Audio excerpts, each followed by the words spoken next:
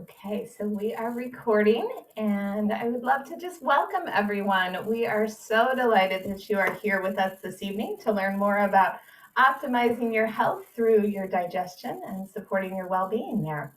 My name is Amy Evans. I'm one of the program coordinators with the Institute for Health Professionals at Portland Community College, and I will be your MC for this evening, and will also share a little bit about some of the programs that the experts you will meet tonight are teaching in, if you would like to learn more about exploring those areas. So we're going to go ahead and get started by introducing ourselves. So you just met me, Amy Evans, and I coordinate a number of programs at the PCC Institute for Health Professionals, including all of our integrative healthcare programs, our mental and behavioral healthcare, clinical research program, and I'm one of three or four coordinators at the Institute for Health Professionals. I have a background in health education. I was a massage therapist. I've done a lot of work in workforce development, and I'm just really passionate about helping people align with some new skills and knowledge so that they can take better care of their own health, and if they so choose, to offer that professionally to the world. So, Zrinka, would you introduce yourself, please? Good evening, everybody. I'm the lead instructor of the Functional Nutrition Program at PCC. I have a Master's of Science in Nutrition and a Master's in Education. I've worked in research, clinically, and as an educator for many years. I'm happy to be here tonight with everybody. Thank you, Zrinka. And KP? Oh, KP, you are muted there. If you could please unmute.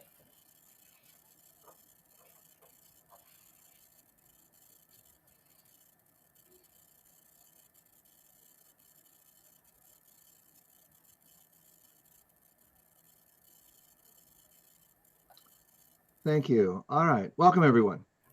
I've been in the natural healing field for 50 years, and I am involved in a wide variety of different kinds of fields and credentials, nutritional therapy, Ayurveda, and herbalism primarily. And I have a little bit more to say about my background when I actually start my section. So we'll talk more then. Wonderful. Thank you, KP. And Anne? Hello, welcome everyone. My name is Anne Wagner. I'm the lead instructor for the Yoga and Ayurveda program at PCC, and I have a master's in Ayurveda. I've been studying and teaching yoga and Ayurveda for 25 years, and I am very excited to be with you all and look forward to sharing some information later. Thank you. Thank you all. We're very excited to have you with us this evening and to share some of your expertise. So thank you. Just to set the stage, we're going to go over a few ground rules. This session is being recorded, as I mentioned at the beginning. And for anyone needing captioning, that will be included as part of the recording. So I will email out a recording of this in the next few days with some links to some of the programs and things. So you will have access to that captioned version if you would like. We do ask you to turn on your video if you have a question to ask, so that the experts have a chance to see you and dialogue with you, but that is not required. So optional, if you don't have a video or are not interested, that is perfectly fine. We do ask that microphones be muted throughout the entire presentation, except for the portion at the end where we will have some live Q&A. During that time, you can ask to have your microphone unmuted in the chat menu, and then we'll let you know the time so that you can ask your question live. Alternatively, you are welcome to use the chat feature of Zoom to ask questions throughout the program. If I can field them and respond to them during the questions, I will. Otherwise, we can save them for the instructors at the end of during that Q&A time. And then we will also be, sorry, I forgot the other thing I was going to say about I wanted to make sure everyone knows where to find the chat. So if you haven't used Zoom before, which many people by this point are familiar with it, you should be able to move your mouse around to find a menu. Usually it's on the bottom of your screen or on the far right side of your screen. And once you access that menu, sometimes it's within that menu bar, and sometimes you have to press more. But either way, it should give you the option to open the chat feature, and that's where you can ask questions and just make comments if you have any to share. Please know that during their presentations, the instructors will not likely be monitoring the chat. So again, we'll manage that to the best that we can, and then you'll have that opportunity at the end if we missed your question to remind us about that. And then for the webinar, we are going to share just a little overview of some of the programs that we have, and then we're going to give a lot of the time to our functional nutrition, our herbalism, and our Ayurveda yoga experts to talk with you about optimizing your digestion and your health. So Integrative Healthcare is one of a suite of programs that is available through Portland Community College's Institute for Health Professionals. We have a variety of professional development opportunities, as well as entry-level healthcare training programs that are available at PCC. And we're adding more all of the time. So you're going to get introduced to 3 of those this evening. We also have in mental and behavioral healthcare, we have certificate programs as well as individual CEUs to help professionals that are wanting to maintain their license or wanting to get a little more exposure to a specific area of content. They have that chance to come in and take that class for a day or up to 7-month-long programs in that field. Some of our entry-level healthcare trainings include phlebotomy, pharmacy technician, dental assisting, medical coding, and wherever possible, we offer a lot of the content online. Some of it is self-paced, some of it is live streamed, and then of course in certain programs, there's clinical portions as well that we coordinate. And so if you know anyone who's looking to start their career in healthcare, we're really a great place to offer that. And then we have added a whole suite of opportunities that are not just for health providers. We have a variety of people that are curious and excited to learn more about integrative healthcare to manage their own health and well-being. We also have an interpersonal neurobiology program that has drawn professionals from all walks of life to come together to explore mindfulness, neuroanatomy, and how to better relate and help people heal and grow with healthy attachment styles. So many more things to come. And should anyone need any renewals or need to learn about their American Heart Association requirements, we also offer those classes as well. So all of the programs that we are going to talk about tonight, I just wanted to give you kind of an overview of some of their commonalities. All of the instructors are credentialed and highly trained experts in their own area of specialization. They all are practitioners in addition to being instructors for us. So they really offer a lot of real world experience to their students. All of the programs are open to anyone from any walk of life. We've had people looking to shift from business and banking careers into healthcare, and we have nurses and massage therapists that are wanting to learn about a particular aspect to be able to offer their clients. And then we also have people that are really just wanting an opportunity to delve into an area for their own self-care and practice, or to learn more to help their friends and family. So no one is excluded from these programs. We really have very intentionally designed them to provide some foundational level upon which everybody can build. We'd love to have more people join. All of the programs do include access to all of the PCC services, which includes some student support desk, IT, our library, a lot of which is online, and email accounts, a Google-based account. And so people love to have access to some of those resources. There's many other things as well, career services and all kinds of things that, that students have access to, which is really helpful to be part of a larger institution there. All of these programs provide opportunity to really explore a topic in depth. All of them also offer optional resources so you can continue to study, pace yourself, whether you've got a lot of time during the classes and want to go down some optional places, or if you want to hold those and study them later on. There's a lot of options that are offered, and our experts really want to equip you with as much opportunity to opt into what is most appropriate for you at this point in time. But they are all building towards a national certification. It's not required that anybody go to that level, but for those people that are desiring a higher level of credentialing, our programs are designed to provide that educational component that is required as part of a national certification. Right now, all of the programs are delivered live streamed, just like this, through Zoom in a virtual classroom that is actually plugged into a larger content management system, so that you also have access to content, resources, recordings of all of the live stream classes, places where you can contact your classmates and be part of discussion boards and get your assignments and feedback and things like that.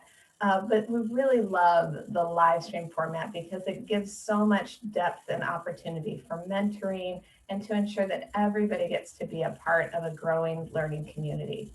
You can get your questions answered, you get to meet other students. Sometimes people choose to form study groups or really build some long-term connections to help them grow and friendships throughout life.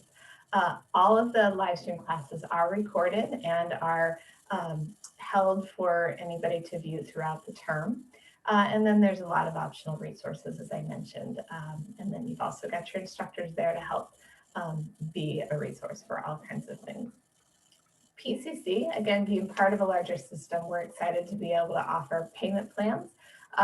We can talk about those a little bit more around specific programs, but just know that if it is helpful, there is a payment plan available for every one of the programs out there.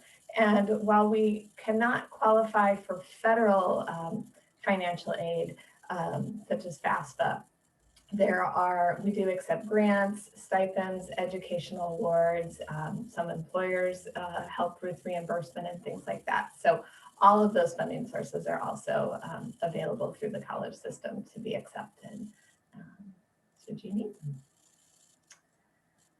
And now we are going to dive into a lot of the content that you came here tonight for. So Zrinka is going to kick us off and share about optimizing your digestion through the lens of functional nutrition. Good evening, everybody. Hopefully you can see my slide share. Yes, we can. Okay, excellent. And so welcome to the portion of tonight's webinar that will talk about optimizing digestion through whole foods nutrition. So first of all, I'd like to cover what functional nutrition is in case there's some confusion around like what makes nutrition functional. So functional nutrition emphasizes high quality foods and phytonutrient diversity, which addresses clinical imbalances and moves people towards their highest level of health. Functional nutrition recognizes and teaches people that food is medicine. This quote is from the Institute of Functional Medicine. So first of all, to start us off, a few quotes on digestion. The first one from a doctor who has done a lot of research on intestinal permeability. And the quote goes that what happens in the gut doesn't stay in the gut. We're going to talk about some of the systemic effects that digestion has.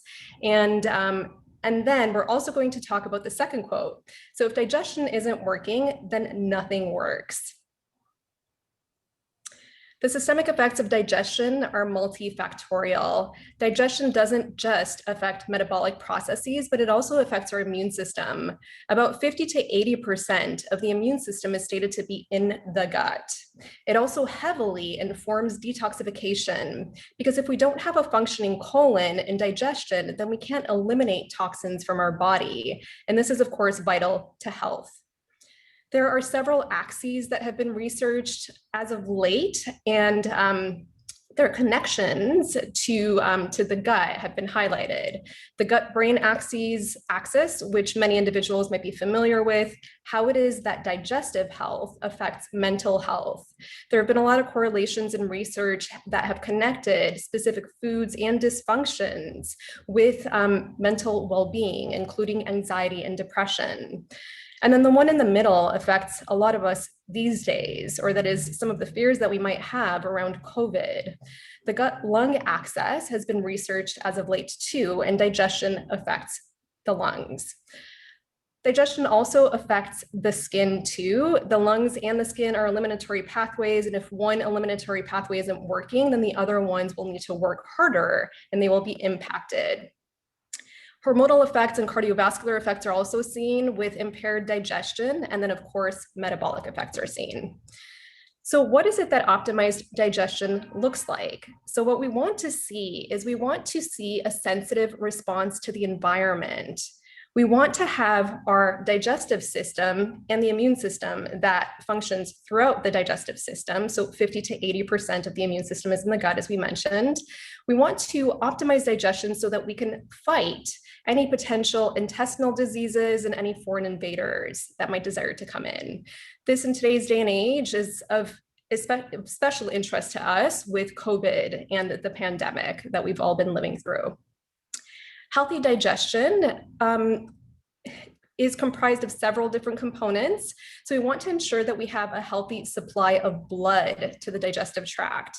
Later on, I believe that Anne is going to be speaking to specific exercises that we can do with yoga to optimize digestion. So movement is a big part of the supply of blood. And then the types of foods that are eaten heavily affect the digestive system, as one would think. You've probably heard of the quote, "You are what you eat," but it isn't just what you eat, but it's what you absorb too. So the types of food that you eat heavily impact this process. Balance, adequacy, moderation, and variety are also very important. We'll speak to those later, and we'll also speak to lifestyle factors. So what is digestion? Digestion is the process of breaking down food into nutrients.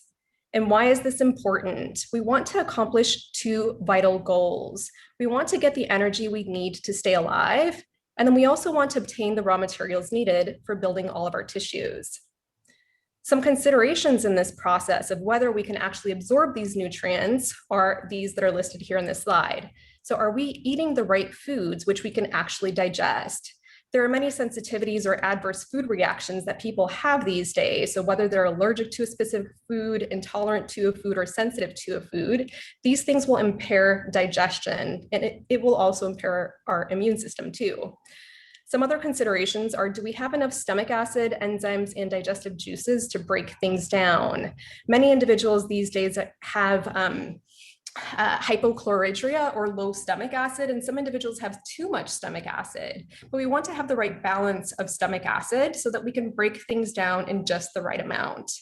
And then once we've broken things down, is our small intestine healthy? And can we absorb these nutrients in a way that cells can utilize these nutrients?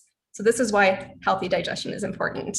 And then the last piece is, can we excrete the waste? Our body produces waste, and we definitely don't want that waste circulating within our system. We don't want to have a system that has a clogged drain, essentially. And so our digestive system functions as a drain, and we want for that drain to be healthy. And so I'd mentioned the statement that many of you are familiar with, you are what you eat, but it's not just that, you are what you absorb.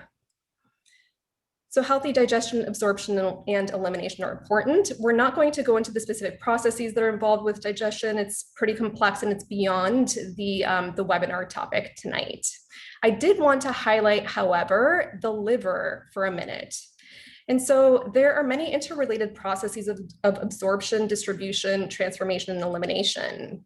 And the liver plays a key role in detoxification. It helps us eliminate things through feces. Other pathways of elimination are the skin, the lungs, and also urine. And so there are many statements within the medical field and some quotations too, as they pertain to digestion and also how it is that healthy digestion is important. Two of these are that death begins in the bowels. And why is it that death begins in the bowels? Also, all disease starts in the bowels. So we spoke a little bit about the systemic effects of healthy digestion, but let's speak about death begins in the bowels for a moment. The liver, as I mentioned, plays a key role in detoxification. We most definitely want to detoxify everything that we're gleaning from our environment and even from our food, like pesticides and herbicides, and then also things like plastics and xenoestrogens, even things like heavy metals. We definitely want to get this out of our system. The first phase of liver detoxification, which is on the left-hand side, involves bile, so the gallbladder and the liver, and we eliminate things in the first phase of elimination through bile acids and through this process of emulsifying these toxins and then getting rid of them through the stool. And so if our drain is clogged and if digestion isn't working, detoxification can't work well. The second phase of liver detoxification is water soluble and things are excreted through the urine. So we spoke a little bit about the liver. There are other organs that are involved in digestion.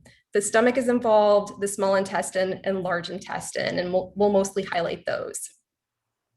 So the mouth is, of course, involved in chewing and swallowing food, and there isn't that much digestion that actually happens in the mouth. But it's important for us to chew our food slowly because there are some enzymes that we have in our mouth, specifically amylase, that helps to break down carbohydrates. And so our first contact of digestion is in our mouths. And the slower and more mindfully that we chew, the greater of a chance that we have to actually break down these nutrients so that we can absorb them. The second stage is the stomach. The stomach is responsible for collecting and churning, and there's some digestion that happens here, but most of the absorption happens in the small intestine. That's the third phase.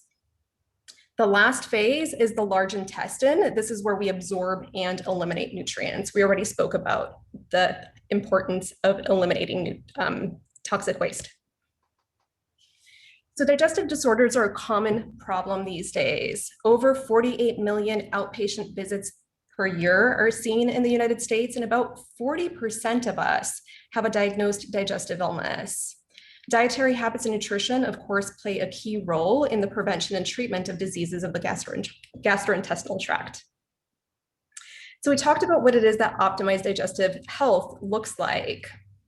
Something that we use as a framework within the functional nutrition space is what it is that we call the DIGIN model. The DIGIN model is broken down into 5 different steps. The first step being digestion, the second one being intestinal permeability. This is also referred to as leaky gut. Many individuals have probably heard of leaky gut. And what is leaky gut? It's essentially when the cells in our colon, in our large intestine, have little gaps in between them. And something that's been correlated in research in the last 5 or more years is some of the effects that food has on increasing intestinal permeability. Gluten has been recognized as one of the main culprits to leading to intestinal permeability. The next stage is gut microbiota, or the microbiome. And so it's very important for us to have a healthy gut microbiota. We'll be speaking about that a little bit later. Inflammation and immune. So we spoke of how it is that the digestive system plays a role in the immune system. And if we're experiencing inflammation in the digestive tract, this will have systemic effects. It will also have effects on the enteric nervous system, and we'll be speaking of ways in which we can mitigate some of these effects with the enteric nervous system a little bit later. The first part of the DIGIN model, as I mentioned, is digestion. So we want to optimize everything from chewing our food slowly, as I mentioned, to hormone reflexes such as the cholecystokinin cycle. There's a lot to consider under digestion. Some signs of optimized digestion, so some things that you can notice yourself, are consistency. Is there absence of constipation or diarrhea? If there is, that's a great thing. What about frequency? 1 to 3 times a day is what it is that we should expect in terms of frequency. And then as far as transit time is concerned, we want to have our transit time be between 18 to 24 hours. So from the time that we ingest something until we excrete it, we would optimally like to see that be no more than 18 to 24 hours. One way that this can be tested is that you can eat a lot of beets for dinner one day and then just observe how long it takes for you to see that your stool has actually changed. And so don't be alarmed if you'll see a reddish stool, because that's a sign of the beets actually coming out. Another way to do it to avoid that is a sesame seed test. You can eat a whole bunch of sesame seeds and see how long it takes for those sesame seeds to pass through you. These days, due to chronic constipation, what we're commonly seeing is a transit time of about 40 hours for women and about 30 hours for men. This definitely isn't optimal because we definitely want to excrete the waste that is in our system as soon as possible. One of the ways that we can optimize that is through fiber, and I'll be speaking to fiber shortly. We also want to see an absence of gas and bloating, ideally, though there are some foods that are correlated with gas and bloating. And also when you transition to eating more legumes, just be aware that there might be a little bit more gas and bloating as your digestive tract, that is specifically your microbiome, gets used to these foods. Some of the factors, in addition to the microbiome, that play into gas and bloating is, do we have enough stomach acid? So I spoke of hypochloridria. And then, are you eating foods that you can actually digest? For example, if somebody has a lactose intolerance, and if they're eating lactose, then they might experience gas and bloating. The same with any other food that an individual has an adverse reaction to. Some foods that are correlated with gas and bloating, so don't be alarmed if you experience gas and bloating when you eat these foods. This is common because they're more commonly gas-inducing. These are legumes, as I spoke of, broccoli, or anything in the brassica family, such as cabbage, and then also onions. What it is that we optimally want to see with consistency is the 3 middle ones, optimally type number 4. And so types number 1 and 2 are associated with constipation. If you're noticing that you have mostly a type 1 or type 2 stool, this is considered to be non-optimal. So definitely eating more fiber-rich foods can help, and then drinking more water as well. Types 6 and 7 are diarrhea-like stools, and that's also not optimal. This is commonly seen with individuals who have some sort of digestive issue, be it a food sensitivity or another adverse food reaction, or be it that they might actually have IBS-D, which is a specific type of IBS that tends towards diarrhea. So optimally, we want to see the middle of this chart. Okay, I mentioned that I was going to be talking about fiber. On average, American adults eat about 10 to 15 grams of total fiber a day. What we want to see with women under the age of 50 is 25 grams of fiber a day minimum. And then with men, we want to see a minimum of 38 grams of fiber. With women over the age of 50, it drops down to 21 grams. And with men over the age of 50, it drops down to 30 grams of fiber. Some foods that are rich in fiber are whole vegetables, fruits, legumes, whole grains, nuts, and seeds. And so how many servings of these foods would be considered to be a high fiber diet? The servings that are listed on this slide here are servings that are recommended by many different dietary patterns that have been correlated with preventing all-cause mortality. And so you've probably often heard, eat more vegetables, eat more fruit, because this is healthy, eat more whole foods. It's true. And so eating about 5 servings or more of vegetables a day, 4 servings of fruit, 3 servings of legumes and whole grains, and 2 servings of nuts and seeds a day will definitely provide you with enough fiber to be able to optimize digestion, but then it will also lend itself really well towards preventing all-cause mortality. As an individual increases fiber intake, you definitely want to increase the consumption of fluids to at least 2 liters a day, because fiber helps to absorb water. And so you definitely want to ensure that the drain is not clogged, and that you're definitely ensuring that you're able to just move everything through your system. Some other dietary considerations are balance and adequacy. Do we have a good balance of macronutrients and micronutrients? Do we have enough fiber, as we spoke of? I specifically wanted to highlight one micronutrient, which is magnesium. Magnesium is really deficient in our soils these days, so our food is very deficient in magnesium. Over 50% of Americans are considered to be deficient in magnesium, and so magnesium supplementation is highly recommended by a lot of practitioners these days. And when supplementing with magnesium, if you're not able to get enough through food, it's definitely recommended for an individual to take a tri-magnesium. Magnesium comes in different forms, and so taking magnesium in 3 different forms is definitely recommended, so that you can ensure that magnesium is entering different parts of the cell, because different forms of magnesium will enter into different parts of the cell. And as we mentioned at the beginning of my presentation, the whole point of eating is so that our cells can get nutrition. And so if we're taking magnesium, a magnesium supplement, we want to ensure that all parts of our cell are getting the magnesium. Moderation is a big one, unfortunately, in our culture, and we can definitely learn a lot from other cultures. Perhaps individuals have heard of the blue zones, and specifically of the Okinawan diet. In Okinawa, they practice something that's called hara hachibu. Hara hachibu means to eat up until you're 80% full. And so once you feel that first sign of like, I think that I've kind of hit that point of being full enough, we often in the westernized world continue to eat past that point. But what's recommended is to actually wait about 15 minutes and to see if you're still hungry. And this is one way that you can ensure that you're not overeating. The reason why I'm stating this is because a hypocaloric approach has been correlated with longevity. So not eating too much food, because digestion is expensive in terms of energy. So we want to ensure that we have enough energy for other processes in the body, including for homeostasis and for detoxification and everything else. A variety of foods is definitely recommended. You've probably heard that you should eat seasonally, eat locally, and that you should eat many different colors. This is great advice, and I would heavily recommend for everybody to eat at least 3 to 5 colors of foods a day.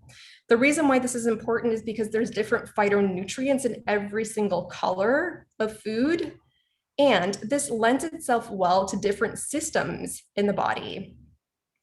And then as far as the digestive system is concerned, food diversity feeds the microbiome. There are different types of bacteria, healthy bacteria, that feed off of different types of foods. So for example, legumes will feed off, or that is a specific type of bacteria will feed off of legumes, etc. And as we mentioned, the microbiome plays a great role in immunity. Lifestyle factors. In our society, in addition to sometimes overeating, we have also lost our touch with being able to rest and digest. It's optimal for us to eat in what we call a parasympathetic state, which is a non-cortisol-induced state, so a relaxed state. Practicing this will help to optimize digestion. And then also eating in the company of others, or as it's stated in the Mediterranean diet, they use the word conviviality. Conviviality means to share food with others. Many individuals have probably heard that the Mediterranean diet has been correlated with health and with preventing disease, and it's especially correlated with cardiovascular disease, but it's also beneficial for many other conditions. But as we can see at the very bottom of the pyramid, the Mediterranean diet isn't just a diet, it's actually a lifestyle pattern. And so what's recommended for optimizing digestion is not just eating the right foods for you that you can digest and absorb and eliminate, but it's also about including these lifestyle factors that can optimize digestion. So these, as you can see on the bottom left-hand side, are regular physical activity, ensuring that we're moving, because as we move, our digestive system will get a massage essentially, and there will be more blood flow that comes that will help to transport these nutrients throughout the body. We want to ensure adequate rest. Okay. 15 We seconds left, Trinka. I'm sorry? I said, I'm sorry to interrupt, but we got about 15 seconds left for you. Okay, thank you. And so adequate rest is definitely something that's recommended to help to induce that parasympathetic state that we stated, and siestas are quite common in the Mediterranean region. And so finding time to be able to wind down definitely helps to optimize digestion. And I already spoke to conviviality. So as I mentioned, Anne will be speaking to more of the physical activity component. And then one step above the bottom layer, we can see water and herbal infusions. That's something that KP will be speaking to, the importance of herbs. And this is recognized in the Mediterranean diet too. Previously, herbs used to be part of our daily lives. These days, we've lost touch by and large in the westernized world with incorporating herbs into our daily nutrition. This is heavily important because there's so much phytonutrient diversity that we can get in so many medicinal properties from these herbs. Okay, and I wanted to finish off my portion of the webinar with stating what it is that the Functional Nutrition Program goals are. We have 2 more goals. If individuals are interested in learning more about functional nutrition, more of what it is that I talked about, and if you're specifically looking to work with specific conditions and to start your own career in nutrition or to incorporate it into your current healthcare practice, you're definitely welcome to look into our program more, to come into contact with myself and Amy and apply for the program. Thank you. Thank you so much, Drinka. Really appreciate you sharing all of that knowledge. And you did such a wonderful introduction for the next section that I will just turn it right over to KP. So thank you.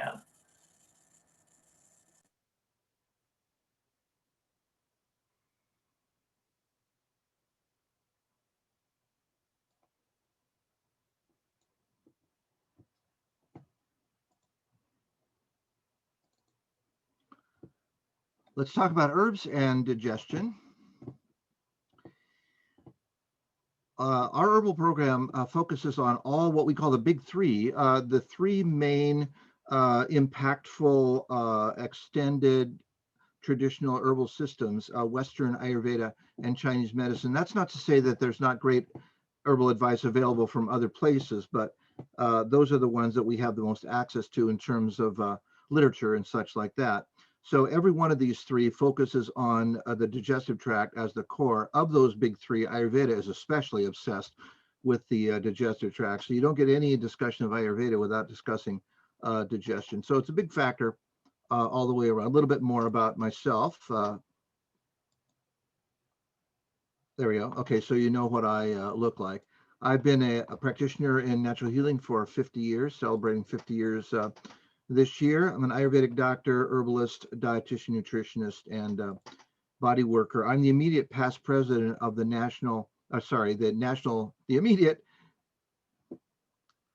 all right, back up for a second. The immediate past president, the national president of the American Herbalist Guild, which is the professional association for practicing professional herbalists.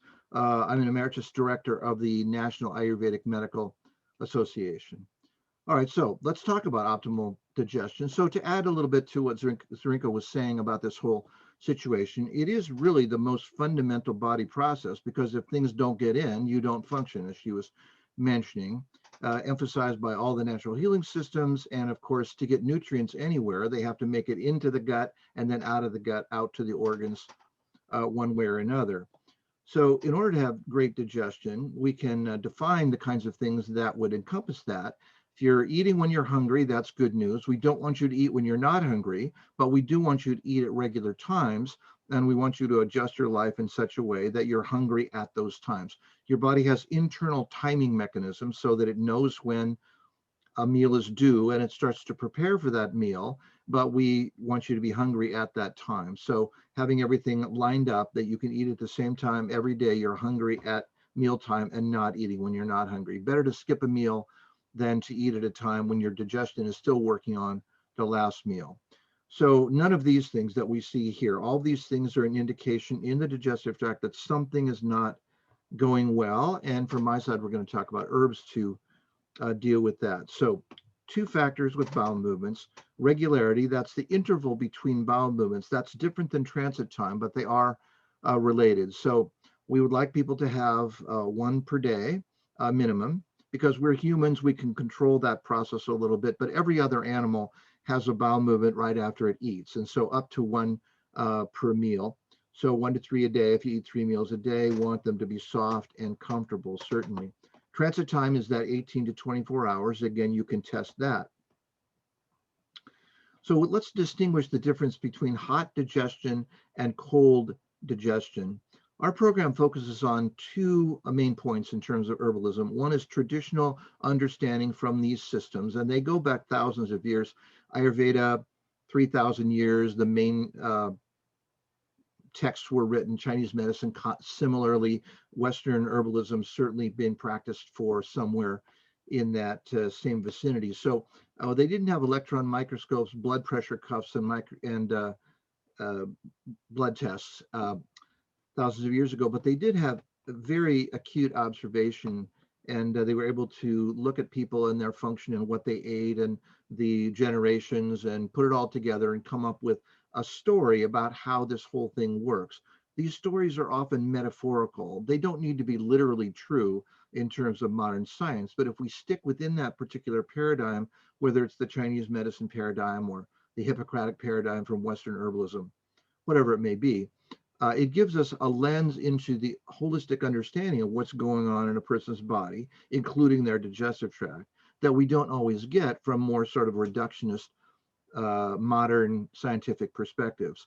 So all these ideas can give us flashlights into the situation that we're dealing with, and often an insight from one of these systems or from modern biomedical understanding will crack the case. So it's good to have a full toolbox in terms of all these kinds of techniques. Well, one of the things that common to all these traditional systems is the idea of hot or cold metabolism, and hot would be hypermetabolic. Things are moving too fast, not necessarily hot in terms of temperature, but that's usually the case. The thermometer will read a little bit high for these kinds of people, but everything is going faster than optimal. You're digesting nutrients too fast. That transit time that we talked about is 16 hours instead of 20 hours. Blood is circulating too fast. Heart rate is up. You're using energy that your body doesn't need, and you're not at that optimal zone of dynamic balance where everything is functioning properly. The cold digestion on the other side would be the opposite. So hypometabolic, impeded circulation, low heart rate, lack of proper digestive secretions, foods aren't adequately digested, and so inappropriately digested food particles end up in your digestive tract and or not useful for your body, and they end up just being lost. So hot digestion. So people would experience burning sensations with this kind of thing. So heartburn, gastritis, and then all the other itises, ileitis, colitis, all that. The digestive tract is very subject to inflammation. In fact, it's the main area in the body where chronic inflammatory cascades start. So often people begin their journey of inflammation with something like heartburn, and then other things start to inflame, and these inflammatory mediators go throughout the body, and then you end up with inflamed skin, and then inflamed who knows what, all the other kinds of things. So these mucous membranes are the most frequent site to initiate that. And then that easily goes out to the other 3 epithelial or mucous membrane systems that we have: skin, urinary, and respiratory, all subject to chronic inflammation, all starting in the gut. We end up with something like this, which is very, very bad news: a seriously inflamed esophagus. These are the kinds of names that we give to these conditions in terms of modern understanding. They're often treated somewhat differently medically because they're put in boxes by the medical diagnostician, but we look at them all in a very similar kind of way. Very often the herbal remedies that will treat canker sores are the same ones that will treat heartburn, hyperacidity, ulcer, etc. Hot things going too fast. So one of the things we could use for these hot conditions is aloe. I just love aloe. This is just a healing miracle. It's used by all the big three systems. Ayurveda gives it the most attention, but it's used in all those systems. So when we cut an aloe leaf, we notice that the leaf is composed of about 99% gel, starchy molecules that have absorbed water and retain water in the plant. That's what we're talking about here today. Now, the skin is also used, but the skin contains some potent laxatives. So unless we want that laxative action, we are using the gel, not the skin. So that gel is going to be scooped out of the leaf, available to you then commercially in some way. This is an excellent brand of aloe. This is the one that I pretty much concentrate on. This is the only one that I know of that flash freezes the aloe after that gel has been scooped out of the leaf. Most of the others then have to use preservatives, other additives that are not necessarily so great. So this one is absolutely fresh, frozen the same day that the aloe is harvested. It's shipped to you 3-day UPS. It's still slushy when you get it. You can divide up some doses and refreeze it. Very good. But there might be some other brands that would be similar. So aloe is used for so many things, but it's a cooling remedy that will treat hypermetabolism, a hot condition involving inflammation or things just going too fast. It slows things down. It's got an active ingredient in there called allantoin that helps new tissues take the place of older damaged tissues. And so that allantoin is a messenger that says to the cells, hey, let's get going. Let's make a bunch of new cells quickly. And it will produce new replacement cells for injured cells, maybe 10 times faster than it otherwise would. Fantastic. A few other plants have that, but aloe is easy to get, well tolerated. You can drink it. It tastes, it's drinkable. You don't need to send me emails when you try it and it's not, a delicious daiquiri, but it is drinkable. So we can use aloe doses all the way up to, gosh, sometimes we use a pint a day for some extreme situations, but maybe 4 ounces a day would be a good general daily dose of the aloe gel now from the health food store. So cold digestion is the reverse of all that. Things not functioning efficiently, not moving along as rapidly as they should, lack of digestive secretions, and so reduced absorption, gas constipation, and the long transit time. Here's a remedy from Ayurveda called Trikatu, which means the 3 pungents.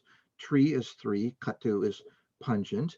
And this is a warming remedy that helps bring blood to the gut, promote secretion of digestive juices, speed things up, move things along to get that proper transit time that we're looking for. It's spicy to taste. It's 3 culinary spices, so it's actually tasty, and you can use it as a condiment in your food, or you can take it in pills or some other way.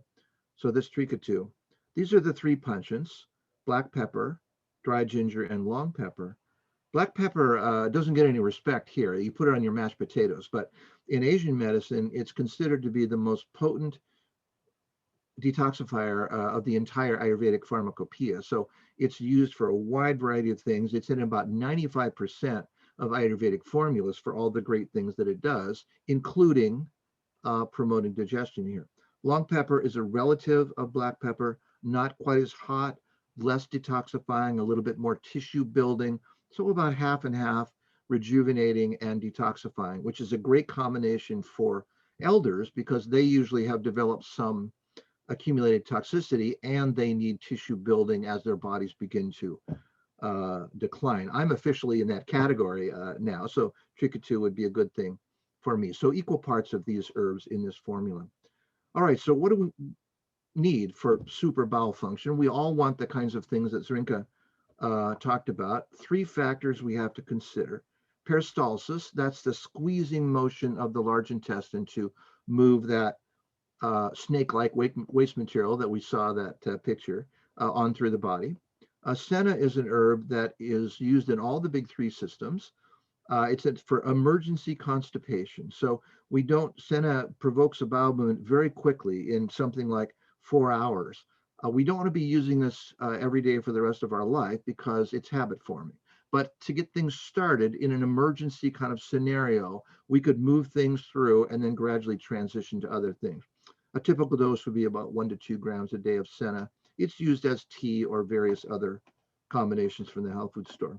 Moisture makes your stool slimy so that it can slide through the large intestine properly. These three categories are important to understand and figure out which of these three is the problem. Because you could squeeze concrete through a garden hose, but it's not going to be very comfortable. Things have to be lubricated and slimy. That's what we want moisturizing things to do. And sometimes it's all three of those factors. Sometimes it's any given one, the third being fiber, which was mentioned earlier. The liver is sometimes considered part of the digestive tract, sometimes not, but it does so many things.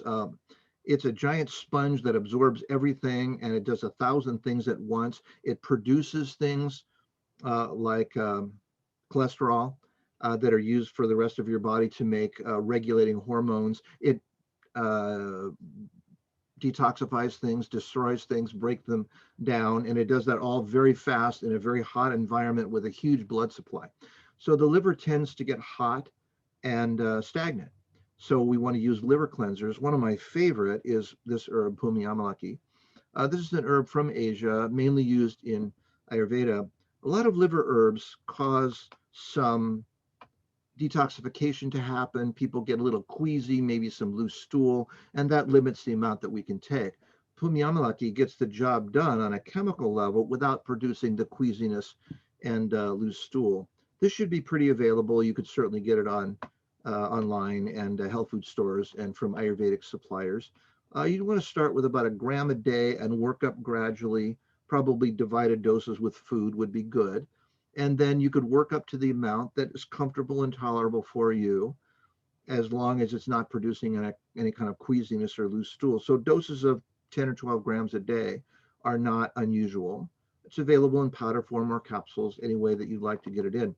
So that liver, that is often the big bottleneck when we're working on the digestive tract, the thing that slows down the entire process, has to be encouraged to do its job. So Zrinka was talking about the drain, and I agree completely, that has to be open, but the liver is then also often the stopping point here. So Bhumy amalaki is a great choice for liver detoxifier. Well, leaky gut was mentioned, and this also could be called intestinal permeability. So it's something that traditional natural healing systems have talked about for thousands of years, but using slightly different vocabulary. So now we talk about it a lot. It's a well-established mechanism. We know a lot about how it works. We know how to seal up those tight junctions, those gaps between the cells in the digestive tract. From the herbal perspective, we're going to use herbs largely that are astringents. Astringents are herbs that pucker up tissue. They tighten membranes and reduce the distance between the segments of the membrane so that those things that shouldn't be in the blood don't sneak through those gaps that have opened up and are no longer tight. So we're going to be dealing with some things having to do with that. Leaky gut leads to autoimmune diseases because substances that normally would be not allowed through those tight junctions make it into the blood. The body says, hey, that's got to be an invader. I better handle that because it looks like it's a virus, bacterium, and it's going to cause a problem, so I better attack it. The immune system becomes hypervigilant, and now you're allergic to a bunch of foods, and then your body says, hey, you know, that protein from strawberries looks a lot like a protein from my thyroid. Maybe I better attack the thyroid too, and you end up with autoimmune diseases going all the way back to this leaky gut business. So promoting adequate digestion in the gut with something like Trikatu, making sure the liver is functioning well with something like Bhumy amalaki will allow us to get through this whole process, wind it down, and normalize our gut so that we won't have these accumulating symptoms with the allergens and these hard to identify individual foods. So this product here, deglycerinated licorice, is a type of licorice that's designed to be chewable, and it makes a beautiful soothing slime that cools down inflammation in the digestive tract. So it's anti-inflammatory and then also slimy. So it coats the digestive lining of the digestive tract. Okay, so we know alternative healthcare is on the rise. Our program is to train professionals specifically. It does lead people toward the credential with the American Herbalist Guild, that is the professional association that grants those credentials. But many people just take it for their family. Many things you can do with this credential out there in the world, from quality control to import, export, and you can take that knowledge with you anywhere out into the world. So many diverse backgrounds are benefited by this kind of an idea. High earning potential. These credentials that we're all talking about here are all, let's call them alternative credentials, or things sort of out of the mainstream, but they're all about to burst forth, and we expect them all to be legitimized by various state legislatures relatively soon. You'd be in on the ground floor then and be able to get a grandparent credential from your experience. That's our hope anyway, by getting in on the ground floor. Thanks so much for everybody. Looking forward to hearing what Ann has to say. Thank you so much, KP. Really appreciate you sharing so much. And I love how you always share some of your favorite brands and trusted resources that you've vetted for everyone's benefit there. We do have a couple of questions for you that we'll save to the end, but you might look in the chat if you're able to respond to those. And Anne, I'm excited to introduce, as Rinka mentioned, she's going to share some of the movement options, as well as how we can support our digestion through yoga and Ayurveda healing.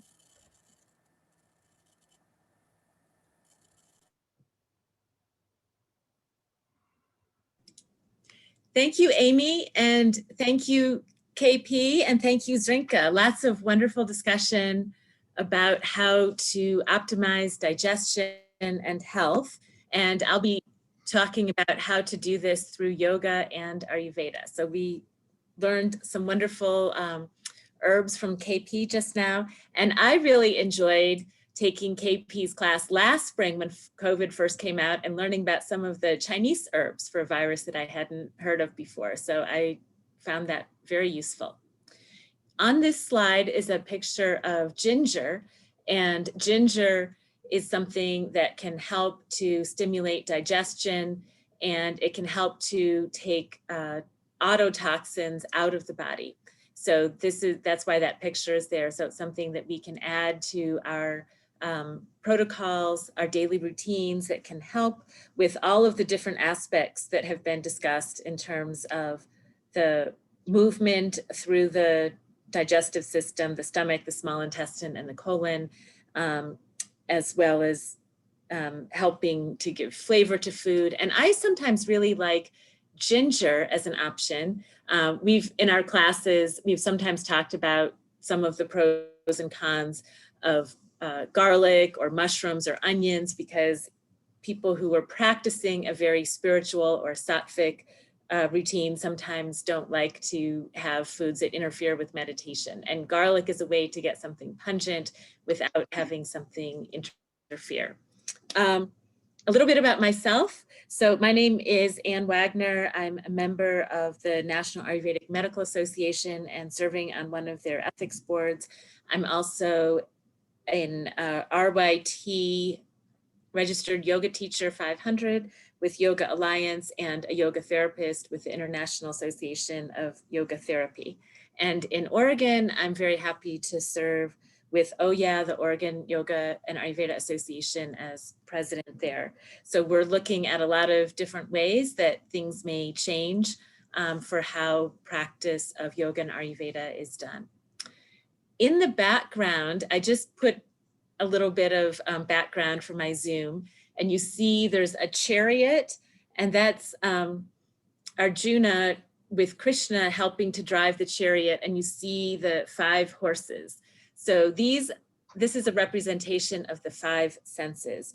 And Zrinka had mentioned moderation. So as we are going through life, can the senses that might pull us in different directions, our taste, our sight, our touch, these senses might pull us in ways that are not moderation. And so learning how to regulate that and how the mind works is a very important part of balance.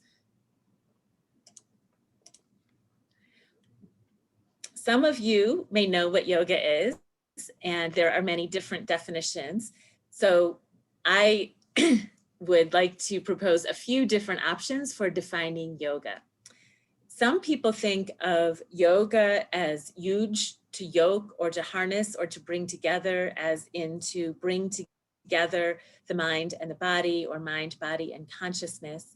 But the yoga teacher that I have studied with, Rama Jyoti Vernon, discusses yoga in a way that has a definition that I really enjoy, which is yoga is removing the impediments, the veil, the things that block us or prevent us from seeing the oneness that already is. And so if we can be in a place of oneness, then we may not be experiencing these obstacles. So different things that might get in the way are ignorance, not seeing that oneness, or attachments or aversions, and these kleshas, these obstacles that may arise, the ego, fear of death, are things that might prevent us from seeing this oneness, this interconnection of humanity. And Deepak Chopra has talked about what is reality, what are we perceiving, what is the world around us. And yoga is a way to find comfort in any pose. Sometimes in yoga we talk about finding stability and finding ease. And so yoga is finding that stability and ease, not only on the mat, but in life, finding comfort in any pose. So yoga is this 8-limbed system from India.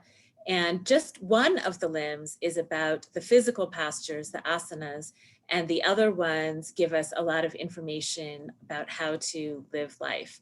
And one of them includes pranayama, which is the breath.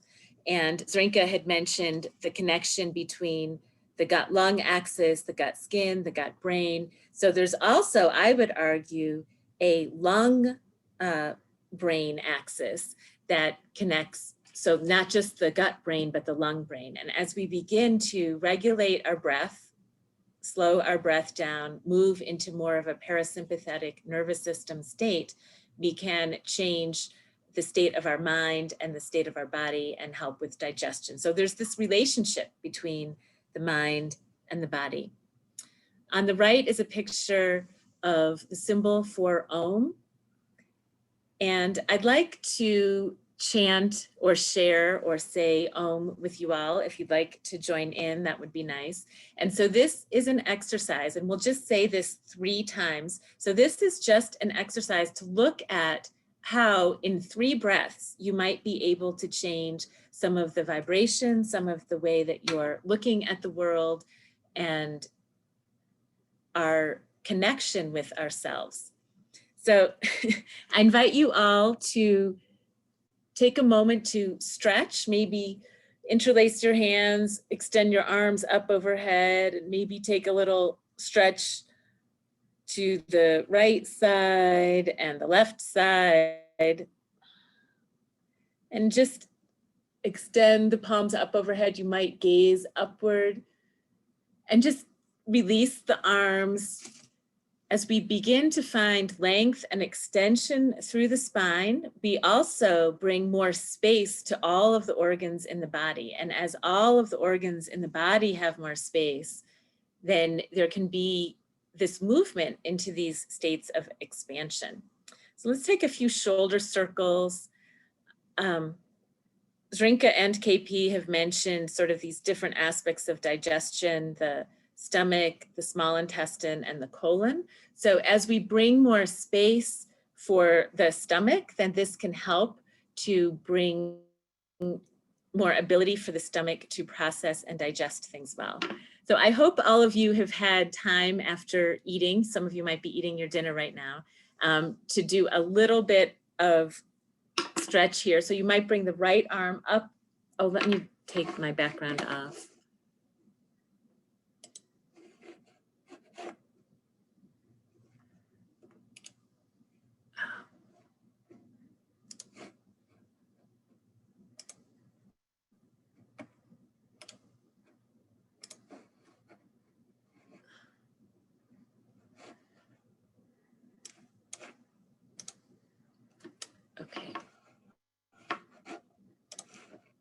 So let's take the right arm up and just stretch back behind. See if you can lift up and just lengthen and gaze back behind you. And just feel a little bit of opening to the side. And then you can come back to the center, maybe extend the left arm up overhead and just reach that arm back behind you. As we do a little bit of twisting from one side to the other, we give space to the liver. KP was talking about the importance of the liver, and then you can come back to the center. So the liver on the right side, pancreas on the left. As we do a little bit of twisting, it brings blood flow and it squeezes the liver and pancreas. And then allow yourself to sort of be balanced between left hip and right hip. Maybe round as you inhale, and as you exhale, lift through the spine and just sort of shift around a little bit. And so see if there's anything that you can do to give more space to the lower back area. This aspect of colon health can be balanced by some forward folding or hamstring stretching. So depending on how you're seated or what you're doing, you might be able to find some stretch there.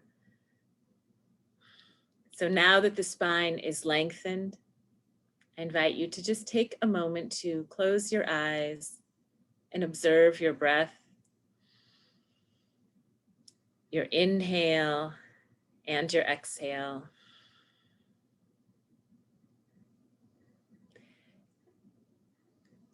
Om can sometimes be said with the vowels A, O, and E.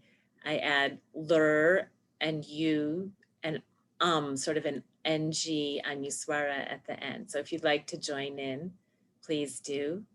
Exhale completely. Inhale fully.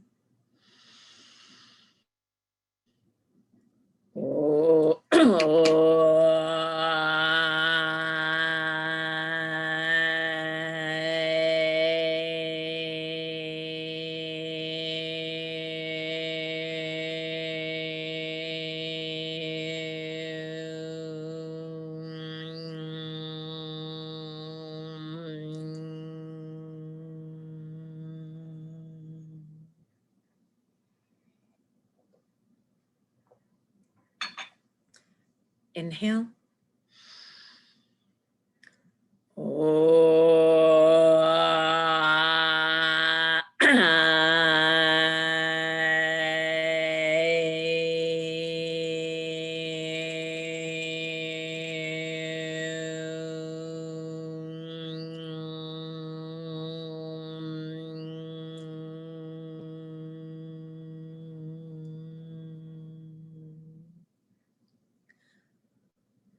Inhale.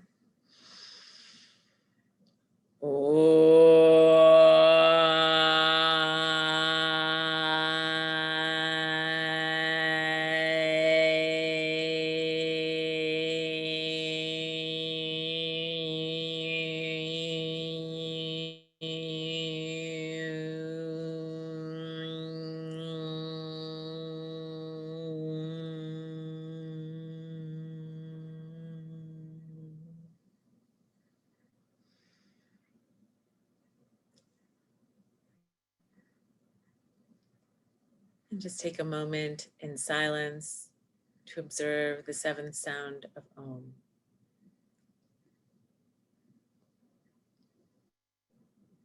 This place from which all emerges and to which all returns.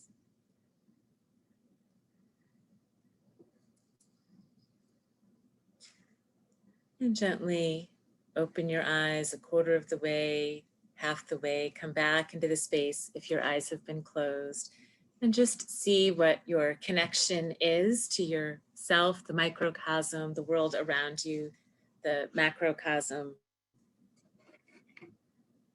So this is one way of looking at yoga. And when we think about Ayurveda, it's this ancient system from India. Ayur means life and Veda means knowledge. There's many different ages of Ayurveda. I heard KP say 3,000 years. I've heard some people say it's a 5,000-year-old system. Maybe it was an oral tradition before it was written. But Vasant Lad has something very interesting to say about Ayurveda, in that it finds its home in the hearts of special beings whose dharma, whose duty, whose mission it is to preserve and maintain the traditions of wisdom for the purpose of healing themselves and the world. So this is one reason to practice Ayurveda, because we are in this place. One thing that has become so apparent with this pandemic is the need for healing for ourselves, for those around us, for the world. And it's almost like Mother Nature is giving us a wake-up call about how interconnected we all are. And there are certainly many people right now who are in need of benefits of healing. So Ayurveda provides so much information about when to eat, what to eat, how to eat, what foods. Food can be your medicine. So if you're having medicine, but you're eating bad foods, what's the point?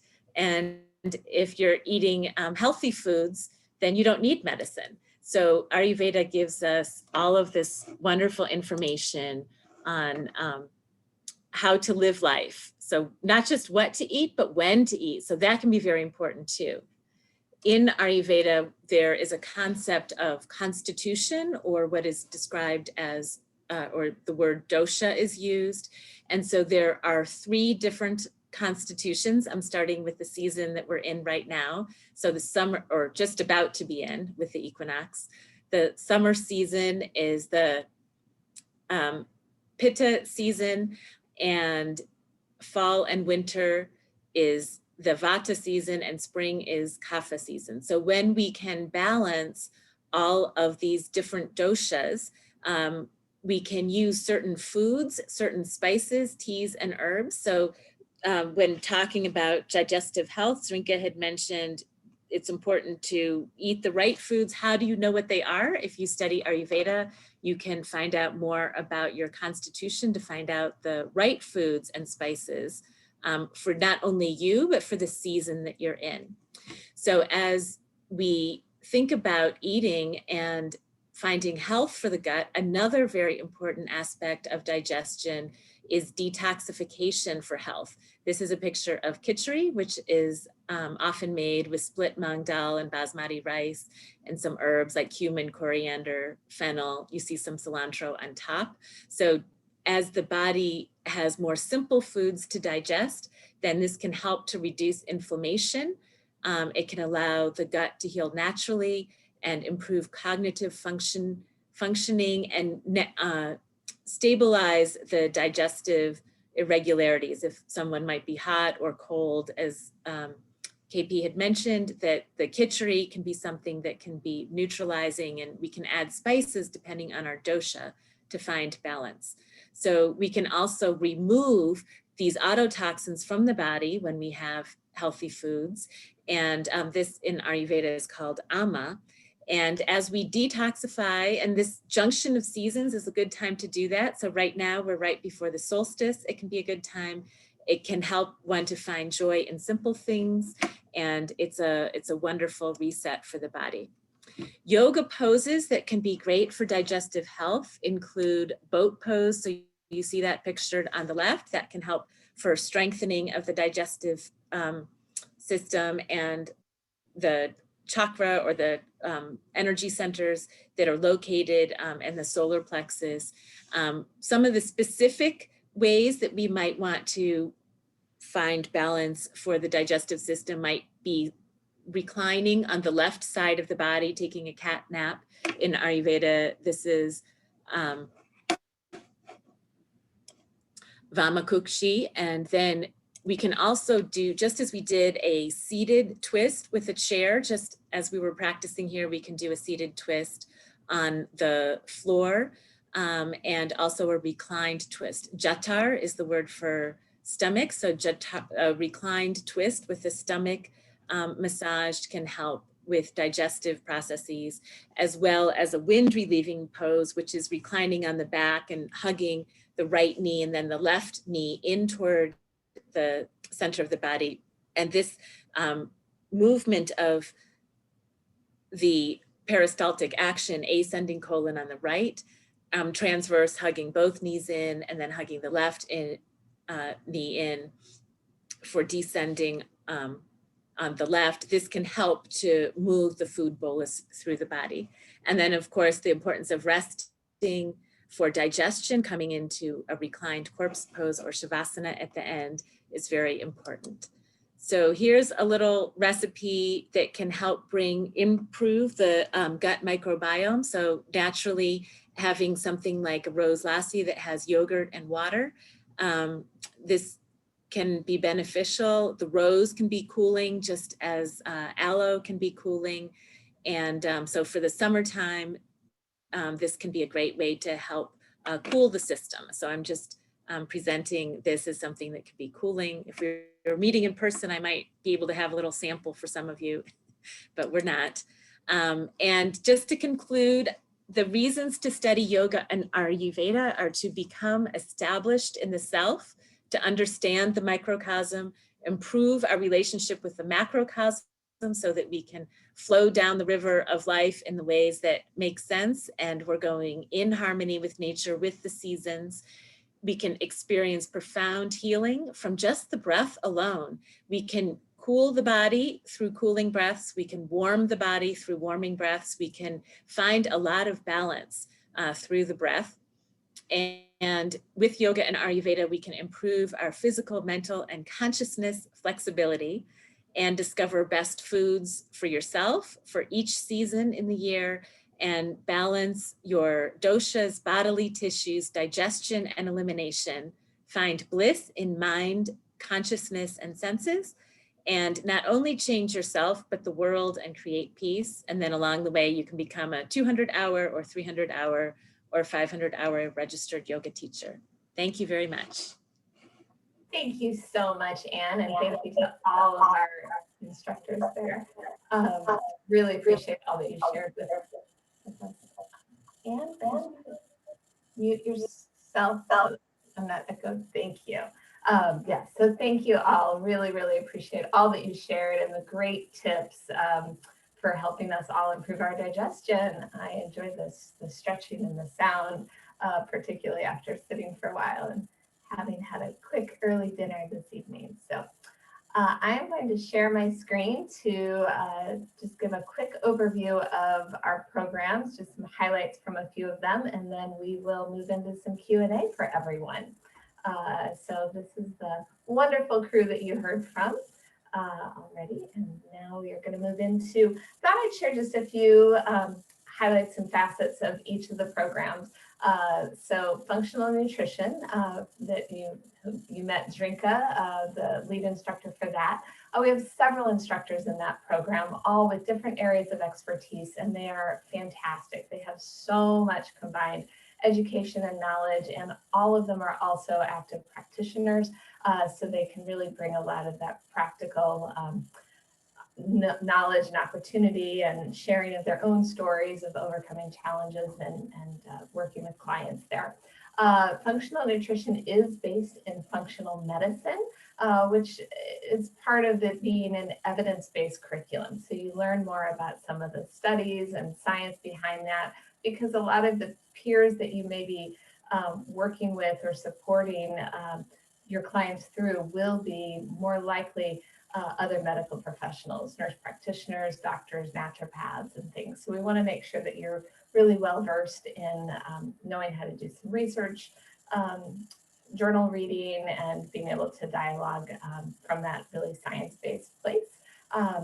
But it still is utilizing that traditional wisdom, building on a holistic approach to healing and looking at nutrition, bringing in the herbal components and bringing in a lot of the areas that, quite frankly, a lot of medical professionals just don't have time or exposure to in their more traditional programs. So this is part of why it makes such a beautiful complement and is so well needed in our world today.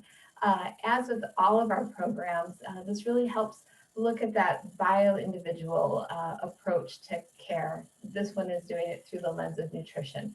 But we know, as well-intentioned as the food pyramid and the general recommendations for people are, each person is different in their needs at different times in their lives and things. So a lot of the functional nutrition assessments and trainings are designed to help people identify what is going to serve them best at this moment and as they're moving forward. So you're looking at nutritional needs throughout the life cycle, as well as when certain challenges are presented and things.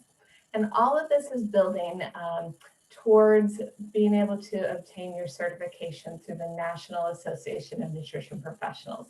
The program is aligned with their requirements and guidelines, and it is an approved program. In fact, we just went through our recertification again on that. So we are very, very current, and they are excited for all that we are offering, and we are excited to share that with you.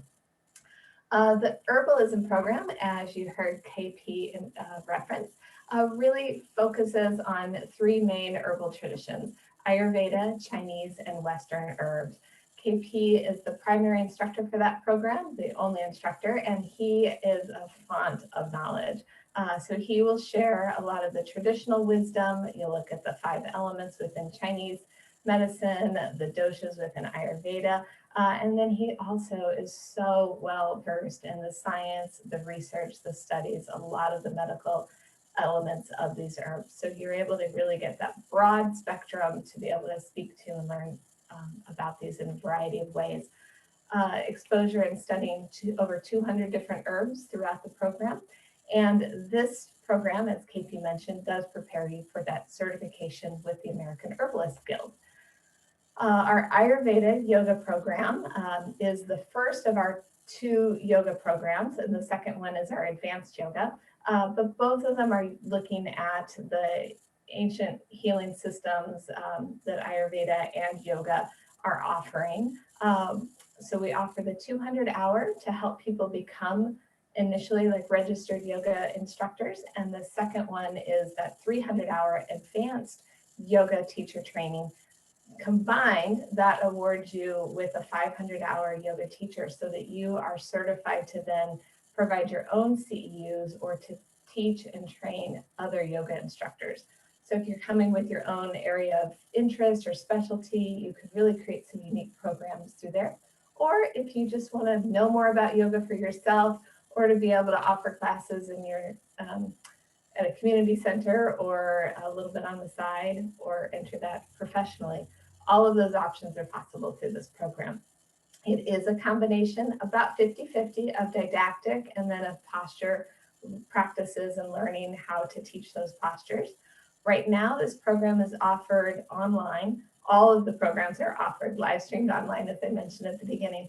But this program had started out as an in-person offering. So we will be exploring that approach again, in addition to the online, or maybe a simulcast streaming, so that we can give people options that best serve them, given all that we've learned during COVID. The herbalism and the functional nutrition are always offered online, and that way we can really appeal to the national and international needs, because we know that we are offering such unique opportunities for people right now. As Anne mentioned, there's so much healing through these traditions that are aligned with the seasons, and so she has developed the classes, and the other instructors in that program really do teach the curriculum relevant to what will best serve people through that season, so that you'll be prepared as yoga instructors to offer similar insights to your students there. And this program is approved by the Yoga Alliance for your national certification in yoga instruction. A little bit about investment. We do, as being part of the community college, we align fairly closely with the standard Portland Community College term schedule. There are 4 terms offered a year. Terms run 10 to 11 weeks, and depending on the program that you select, you will have 1 to 2 evenings a week of classes. All of the programs offer a synchronous component where everybody gets to come together in the same evening if they opt to be able to learn from each other and with the instructor. And then a few of the programs also offer an asynchronous component where there's some pre-recorded lectures, just so that we're able to shorten a little bit of your screen time nowadays and give you some more flexibility in when you are taking that material in, or if you wanted to be able to review that. They're all also recorded so that if you need to make up a class, that is very possible as well. And then we do recommend, there's homework in all of the classes. The yoga program is the lightest in the homework, and then the functional nutrition is the heaviest. So depending on the program and how much of those optional suggested resources you choose to dive into, we suggest that you plan 1 to 3 hours of instruction for every, 1 to 3 hours of preparation and study time for every hour of instruction time that is included as part of your program there. So for instance, in herbalism, you have about 2.5 hours of instruction in that. So you would multiply 2.5 by 1 to 3, and probably roughly 5 to 6 hours of reading and studying and things will give you all that you need to keep up with that program. There is a financial investment. So each program has a different tuition, and then there's a very modest fee for accessing the technology there and supporting the student help desk so that you have access to so many of the PCC resources there. There are also books that you'll need to purchase. In many of the programs, these are starting your library to be able to work with clients or reference later. And some of the programs are utilizing, you might just have to buy the books once. For instance, in Anne's class, you buy them your first term, and then she uses those same books all throughout the year. So depending on that. And as I mentioned earlier this evening, payment plans are available. So here are a few details around the functional nutrition program. This is the only cohort-based program that we offer, which means that there are applications and everybody starts at the same time, which for us is the fall term for this program. And it goes for 4 terms or 1 year. As I mentioned, it is a combination of the synchronous and asynchronous. So 2 evenings a week, you have live instruction, and then you'll also have some other assignments and some pre-recorded lectures there. This prepares you to become board certified in holistic nutrition, again, through that National Association for Nutrition Professionals. And as you can read on the screen, the evenings and the tuition for that. Our tuition also includes your student membership fee in the NANP and your resource guide and exam fee. So that becomes over a $500 value that we weave in. A lot of times people like to be able to know that they're just getting that paid for and they don't have to come up with more money at the end of a program and things. So we've included that in there for you. We help take care of getting that to the board and everything. So very seamless in that program. For the herbalism professional, this is 3 terms to complete your year 1 study. So that's fall, winter, and spring. This program and the yoga programs are module based, which means you can start them anytime. The same content is taught each fall term, each winter term, each spring term, so that you can dive in at any time. And once you've completed all 3 terms in the herbalism and 4 terms in the yoga, you will have gathered all the knowledge that you need. It doesn't necessarily build on itself. They're all independent, but collectively they provide you with the knowledge you need for moving in that certification or getting your certificate as a professional in that. Herbalism is synchronous, and that is offered 2 different times on Wednesday evenings, so that anybody should be able to find a time to join live regardless of time zone, work schedule, that type of thing. We try to build in some flexibility. And then of course, those are recorded. You are not required to be at that class in person, but we do strongly encourage that so that you can get your questions answered. Trying to zip through this so we have more time for Q&A. So the yoga programs, as you can read on the screen, they're very similar to the herbalism in that it is module based. Both of those programs have an opportunity to continue on with the same instructors in year 2. And of course, with the yoga program, that will also add another credential for you. And you can see the tuition is listed on the screen there. We did have a question about is our yoga program the same as the PCC PE program. Ours is different. PCC does offer a credit version of yoga. They do not offer the advanced yoga program, and they just have a different area of focus.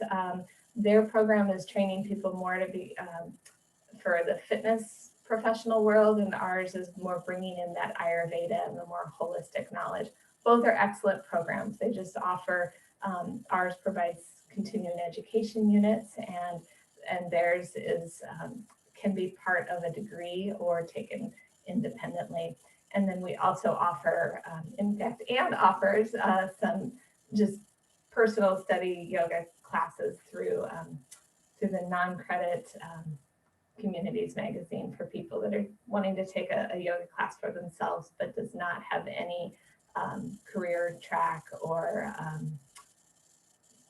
continuing education credit hours and things with that. So as we talked about, really these programs are open and valuable to everyone. Anybody who is interested in learning about these is encouraged to take them. They've always found a wonderful welcome home, and I've gotten fantastic feedback about all of our instructors and everything that people have taken away from these programs. Of course, we also know that many people are looking to add nutrition, herbalism, Ayurveda knowledge to what they're offering clients. So it's also catering to healthcare professionals as well. So a few next steps. Functional nutrition, as I mentioned, requires an application. That is open this year until September 10th, and it is available on our website. I'll include that information in what I email out to everyone in a few days. Registration for all of our programs opens on August 11th. That is a Wednesday. And I would encourage anybody who's interested to make sure you have your PCC ID, student ID number ahead of time so that registration is a smoother process for you. And I do encourage people to get registered within the first couple of weeks, definitely by the end of August, so that you have time. Once you registered, we will send you a welcome letter, your book list, and that way you have time to get everything together, set up your payment plans if you would like, and just be really ready to go with a little more ease at the beginning of the fall term there, which does start the last week of September. All right, I think so glad that you guys stayed with us, and I'd love to open it up for some Q&A from our experts. I'm going to go back to a question that we had for KP during his presentation. KP, there's actually two questions in there. Is Bhumy amalaka the same thing as mountain amla or Indian gooseberry? Those are two related plants. Amla is the most widely used herb in the world, actually. It's in about 95% of Ayurvedic formulas, and it's in the most widely taken formula in the entire world. It's a little berry about the size of a golf ball, or really not a berry, a fruit like an apricot, let's say. And it's used as a long-term anti-inflammatory tonic tissue building remedy. That herb is spelled A-M-L-A, amla. Now, in that case, that comes from a tree that's about the size of a cherry tree, and those fruits then are either consumed by taking the fresh fruit and making some kind of a preparation out of it, or drying them and you take it as a pill. Bhumy amalaki is the dwarf version of that tree. Bhumy means earth, so earth amla. That's a little tree that's about as high as your waist. And in that case, we don't use the fruits. It does have fruits like the big one, but only about the size of a pea. So we use the entire twig. That's what I showed you in the picture. There was Bhumy amalaki, or that dwarf amla, and we use the twig and the leaves in that case, grind it up. They're both cooling and anti-inflammatory. They have slightly different uses. So different plants, but close cousins. Thank you so much, KP. We have one more question for you, but first I'll see if anybody has a quick question for me or for our other instructors. If you do, you can raise your hand or type it in the chat there.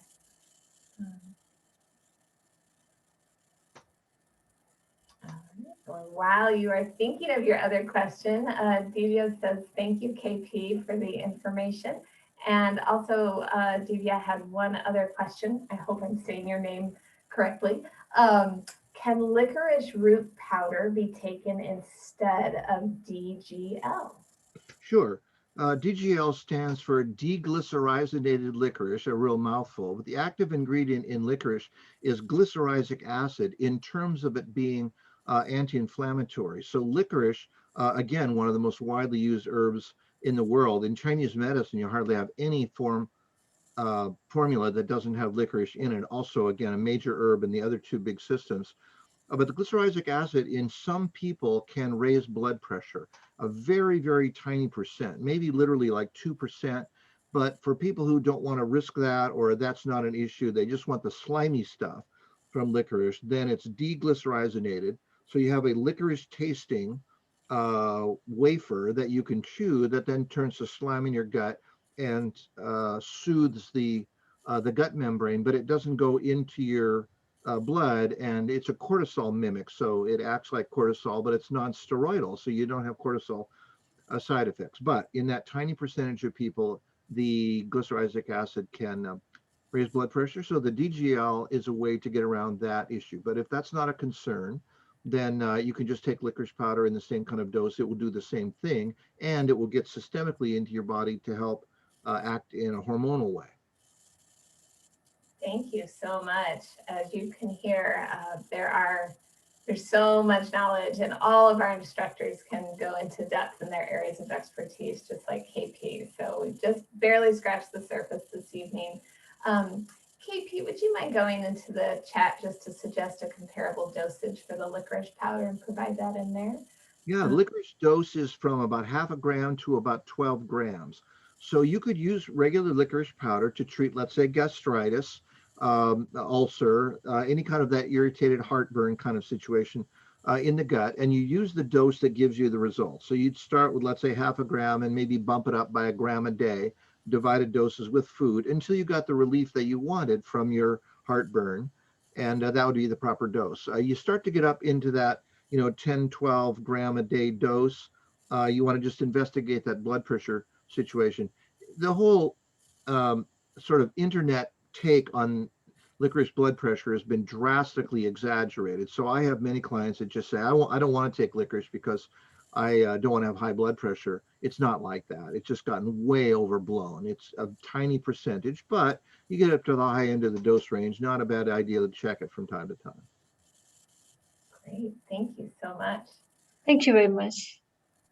And since a lot of these questions seem to be around herbs, I was wondering, Anne and Drinka, could you share, your programs both include some herbal exploration? Do you mind sharing a little bit about that? Yeah, sure. Well, I think these are all some great herbs for digestion. One of the herbs that I didn't mention today is hibiscus, and I think that's something that can be very cooling. So you can make a hibiscus tea and drink that if the weather gets really hot. And so that could be something, looking for some different qualities of herbs that can be beneficial in the summer, having some herbs that have some sweet qualities, some astringent qualities, and some bitter qualities can help to balance the heat, the pitta that can get a little bit higher. So those would be foods and spices and herbs that could have those qualities. That's a great suggestion, looking at the forecast across the country. I think a lot of people will benefit from some cooling drinks the next few days. Drinka, you cover herbs as well. What is the take on that that's offered through functional nutrition? I don't teach the module, that's herbal medicine, but I can speak a little bit to it. So it really depends on what it is that an individual is dealing with. As KP has mentioned, licorice is definitely recommended to cool the digestive tract. Slippery elm is also an additional herb that can be seen. Just as a broad recommendation to somebody who doesn't have a particular digestive disorder, we could look to finish off a meal with a nice cup of herbal tea, be that a peppermint tea or a chamomile. That's pretty benign, and it's even safe for children. Wonderful, thank you. Well, we are just past our time this evening, but I wanted to give a chance in case anyone had any other questions for our experts. It doesn't look like there are any hands being raised or anything else being put in the chat. So I will offer up my contact information should you have any questions about any of the programs that we discussed this evening, or how to register for classes, or anything like that. So again, I will send out some follow-up information in the next couple of days, and we'd love to have you whenever the timing is right for you. We offer a lot of different options, and we'd love to help serve and give you some more knowledge in any of these areas. Would any of our instructors like to say goodbye? Good night, everyone. Good night. Sorry, excuse me. If I may ask one question. So, it's for KP or Anne. So we were talking about cooling digestion, cold digestion and hot digestion, the issues that arise with either of those cases. So if somebody with a leaky gut who has issues with cold digestion, can they still take the licorice root? Well, since I talked about licorice, I'll chip in on that. Yeah, sure. Licorice is essentially neutral. It's anti-inflammatory when it gets out into the tissues. And so if a person has uncontrolled inflammation, it will help to cool that down. But it's not overtly cooling in and of itself. It's not going to cool down the digestive tract for a person that has cold digestion. Okay, thank you so much. Appreciate it. Well, thank you again, everyone. It's really been delightful spending the evening with you. And big kudos and thanks to our experts for taking some time to share some digestive tips and help you optimize your health. We look forward to hearing from you and wish you a wonderful evening. Thank you. Good night. Thank you. Bye.